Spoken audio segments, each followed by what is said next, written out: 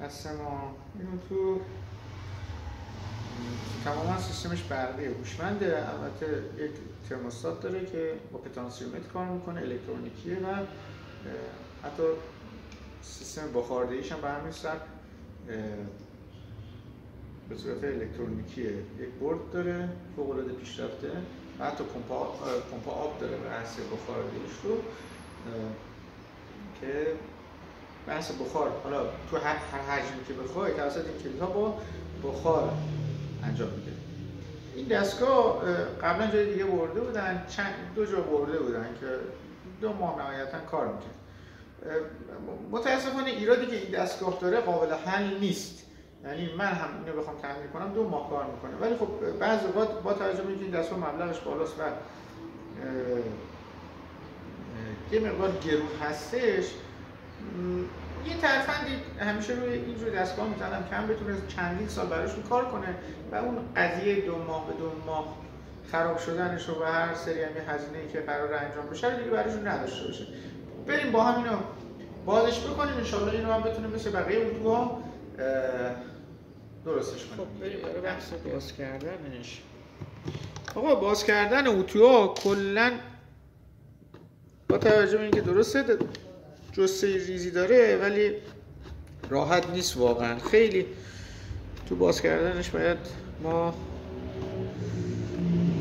احتیاط کنیم، چون احتمال شکستن، خرابی و خیلی مسائل دیگه هست که خب دیگه شاید به خاطر اون اتفاق نتونیم دوباره مثل اول کنیم دستگاه و دور خارج بشه، آبریزی پیدا کنه و خیلی مسائل دیگه. حالا داستان زیاد داره.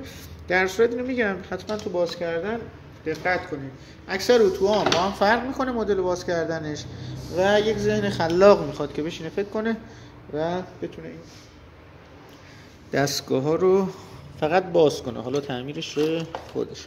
چون دوستان خیلی گفته بودن که یه اتو برامون باز کن از این مدل‌های برقی، گفتیم چشم دیگه. حالا انشالله که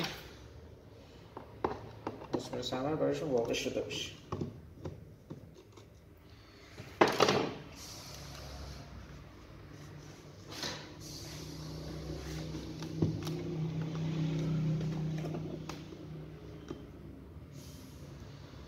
اکثر جای این اتوها رو ما باید با آب بازکن باز کنیم. یه موقع کسی اشتباهاً کاری نکنه که باعث شکستگی، خط افتادن و یا لب‌پرونی دستگاه میشه.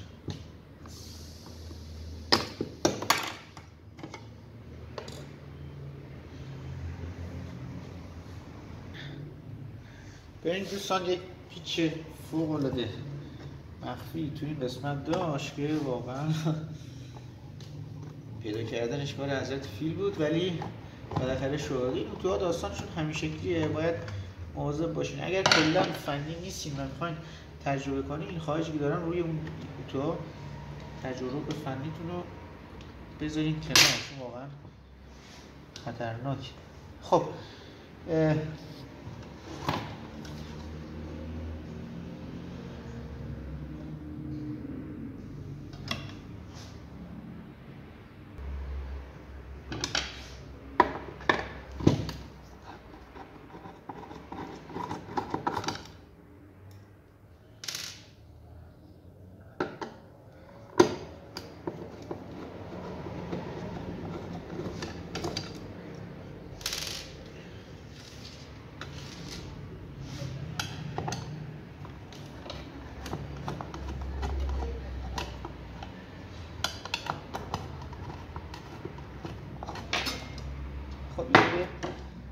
کامل باز شد و تمام. حالا شاید یک سری قسمت ها رو نشه ما فیلم بگیریم، چون یه مقدار محدودیت داریم و سیم و سیم کشی داخل این قسمت ها اگر نگاه کنید خیلی زیاده. من کار رو انجام بدم، در نهایت یک توضیح بهتون میدم که داستان از چه قرار شد. خب همونطور که بهتون گفتم این دستگاه هر یه مدت سنسورهاش میسوخت. حالا 2 تا سنسور داره به واسطه اینکه 2 تا المنت داره و هر دو ما بندای خود هزینه میکردن. علتش چیه؟ علت این که این بورد به استهلاک خورده و چند تا سنسور اینجا داره، 1 2 تا که هر کدوم مال یک المنت هست که این سنسورها کارشون اصطلاحاً سنس یا گرفتن دمای المنت هست و این دما رو در نهایت به بورد میدن و ECU یا همون IC دستگاه تشخیص میده دما تا چه حد هست که اون رو دما رو قطع میکنه یا نهایتاً وصل میکنه. حالا با توجه به اینکه این بورد ایراد خورده و یه موقعی دستگاه نمیتونه یا بورد یا اصطلاحاً IC نمیتونه دما رو درست تشخیص بده یا سنسورهای NTC نمیتونن دما رو درست منتقل کنن، در هر صورت یک خطایی اتفاق میفته که باعث میشه دما اشتباهاً با IC برسه و مثلا به طور مثال اگر دما 200 درجه است IC فکر میکنه دما مثلا 150 درجه است، پس این اتفاق باعث میشه دما رو ببره بالاتر. خب باعث میشه که 2 تا سنسور داریم اینجا بسوزه. هر سری که مشتری خوبمون دستگاه رو می‌بردن باز می‌کردن تعمیرکارا این 2 تا سنسور رو عوض می‌کردن و در نهایت می‌بستن و روشن تحویل میدادن، اونم خب 2 ماه بیشتر کار نمی‌کرد. ما اومدیم چیکار کردیم برای اینکه این اتفاق نیفته؟ اومدیم در کنار این سنسورها یک ترموستات هم کار کردیم که اگر دما به یک حدی رسید و NTC سنسورهای NTC با خطا مواجه شدن و IC با خطا مواجه شد، دما رو درست نتونست سنس کنه، قبل از اینکه سنسورهای حرارتیمون بسوزن ترموستات بگیره برق رو قطع کنه. این باعث میشه که این دستگاه دیگه تا زمانی که زنده است و میتونه کار کنه کارهای خودش رو داشته باشه و نیاز نیست که هر یه مدت به تعمیرگاه مراجعه کنن و هزینه برای بحث تعویض سنسورهای حرارتیش بکنن. حالا بریم ببندیم ان شاءالله ببینیم که چه اتفاقی در ادامه کار میفته.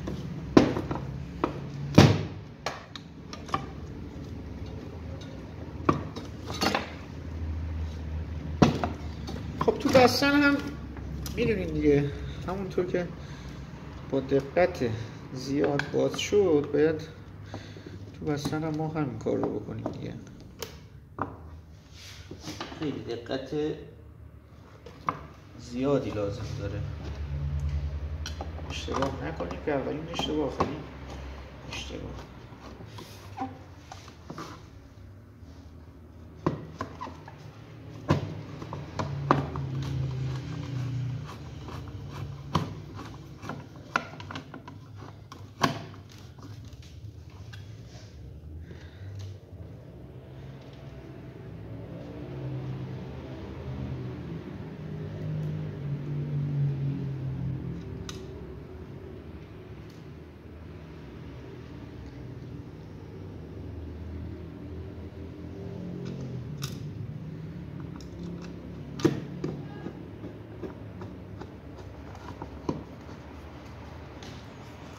تعمیر این سبک اتوها نکات خیلی ریزی داره، خب شاید نشه همش اونجا بگیم یا پیش نیاد که بگیم. برای همین کسی که این سبک اتوها رو باز میکنه قاعدتاً باید مثل یک تعمیرکار عمل کنه تا بتونه یک اتو رو به سلامت باز کنه و ببنده. حالا ما هنوز نبسته یک تستش بکنیم ببینیم که عملکرد دستگاه به چه سبک شد. بخارش رو چک کنیم اگر هوایی داره گرفته بشه، در نهایت دیگه تیکه بالاش رو هم ببندیم.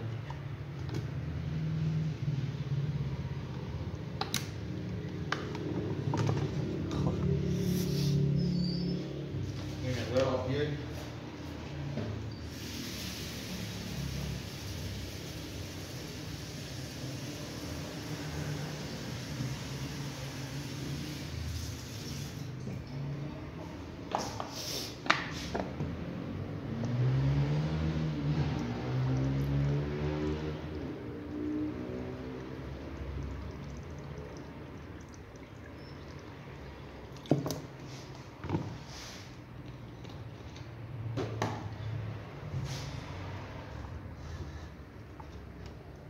PC رو پاک کنید که باعث ایجاد اتصالی نشه. این دستگاه واقعا دستگاه به ظاهر ساده و پیچیده‌ای تاکید میکنم خیلی مواظب باشین که اتفاقی خدای نکرده نیفته.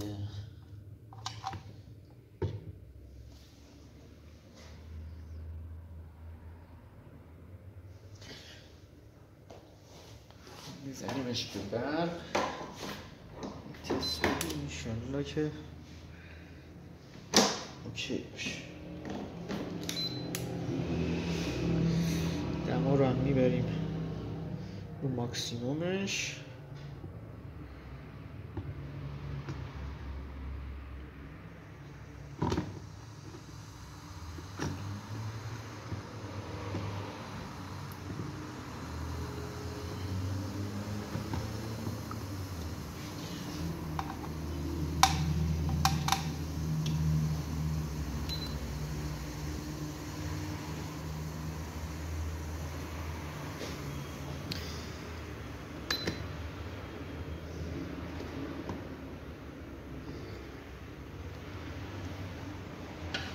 خب ما یک چیزی بذاریم زیر این که این ببریم بالا بمونه.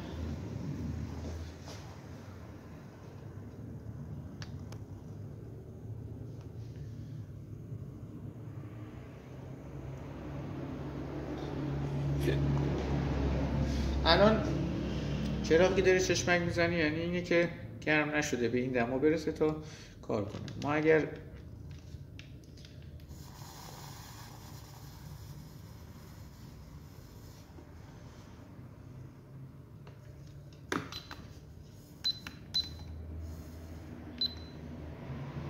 یه مقداری باید صبر کنیم.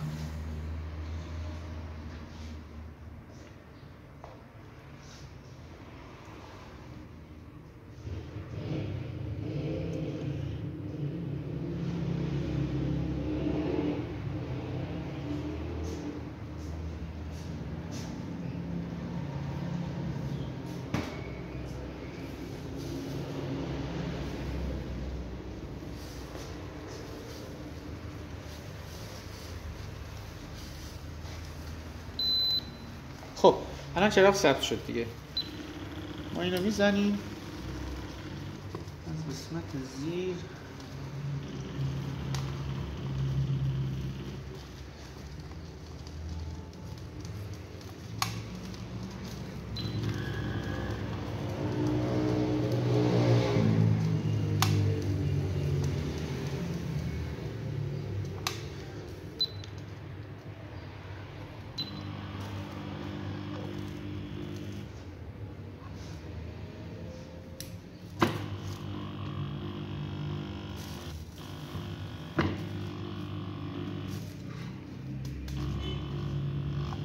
خب ببینید دوستان این خروجی آبشه یعنی اول آب داره سخت میاد بیرون نمیدونم چرا.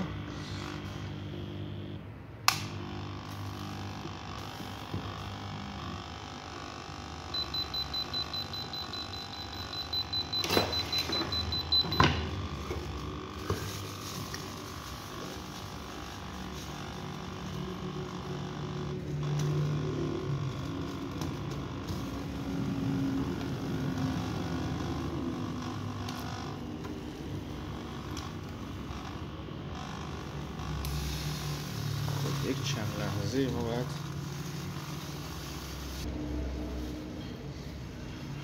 خب این هم تست بخارش. بخار نمیدونم دیده میشه میاد. این بخار کمشه.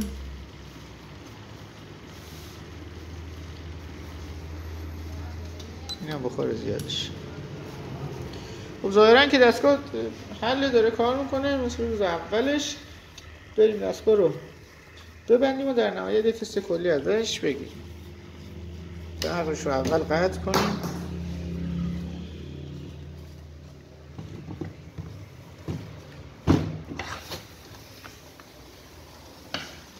اولین جایی که میبندیم اول از همه همین پیچ مخفیه باشه چون یک جای خیلی بدیه.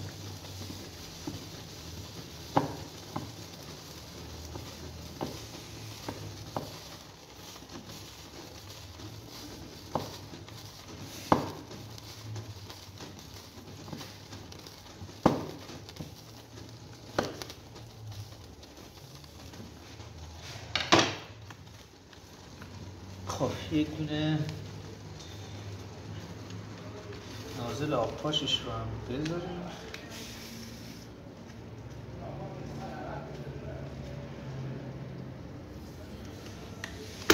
واقعا بعضی از اتوها سخت تعمیره، هر کارش که بکنی باز و بست و خیلی از مسائلش سخت انجام میشه.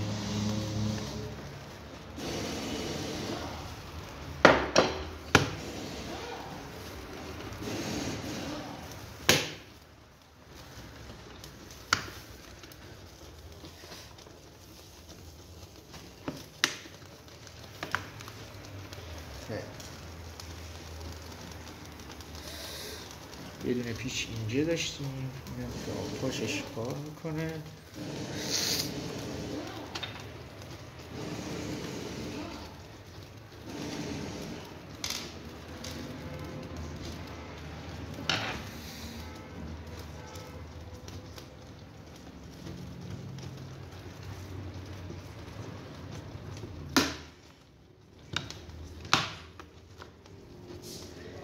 یه دونه پیچ اینجا داشتیم.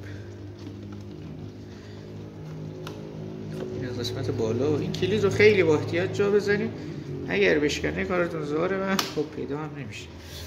این قسمت هم که دربش هست.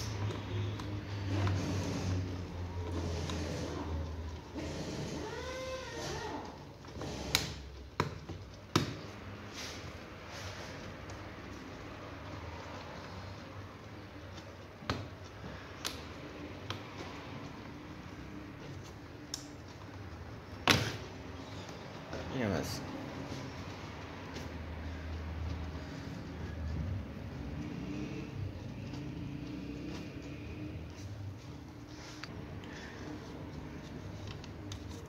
خب آب رو هم بذاریم و انشالله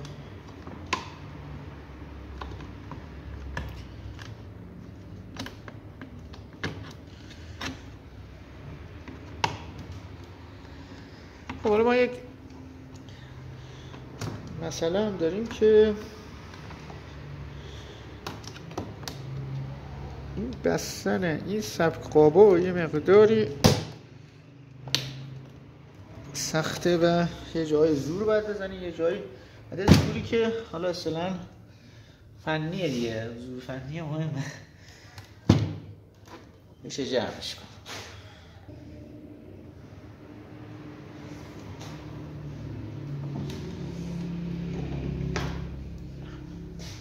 خب بریم برای بحث تستش. دما رو ماکس، زمانی که گرم میشه یک کوچولو آب بریزیم داخلش.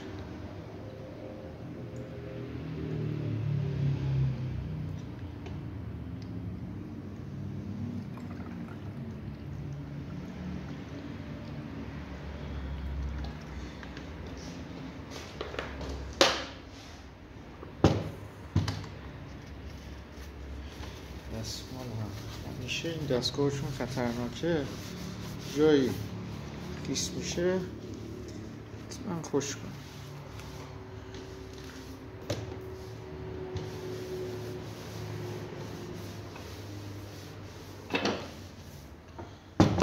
خب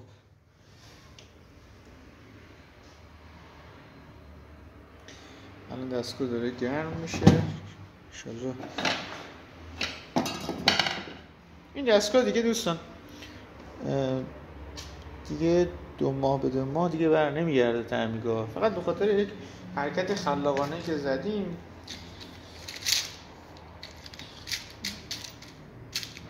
خراب بشه دیگه نیست این دستگاه.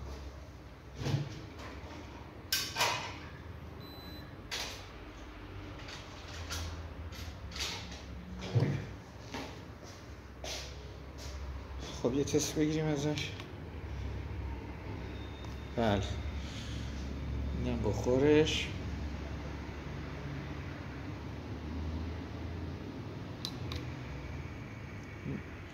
دکمه‌ایه که بخار بیشتری میده، بخار کمتر بیشتر. پمپ با فشار بیشتر آب میده داخل المنت و حجم بخاردهیش بیشتر میشه.